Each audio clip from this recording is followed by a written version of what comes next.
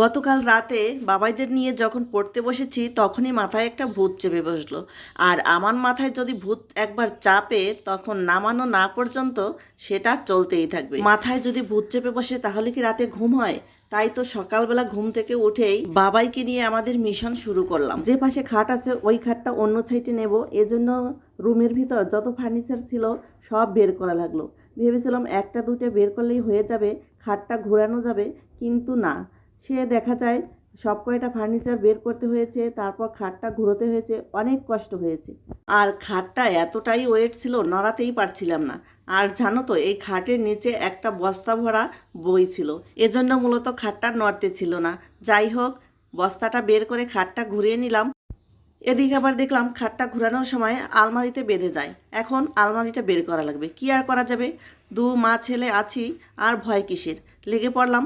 আলমারিটাও সরানোর জন্য অনেক কষ্টে বের করে নিয়েছি। আর বাসার মধ্যে এত ধুলা বালু মাটি, কোনো কিছুর অভাব নাই। এত ধুলা বালু কোথার থেকে আসে কে জানে। খাটটা ঘোরানোর সময় মনে হলো এই বাসায় কেউ কখনো থাকেনি, এত ধুলা বালু। আমার থেকে আমার বাবাইয়ের অনেক কষ্ট হয়েছে, আমার তো হাতে ব্যথা, আমি তো ওকে শুধু ডিরেকশন দেই। আমি খাট ধরতে গেলেও বাবাই বলে, মা তোমার ধরা লাগবে না, আমি ঠিক করতেছি। আসলে বাবাই না থাকলে আমি একদম অকেজো হয়ে পড়ি।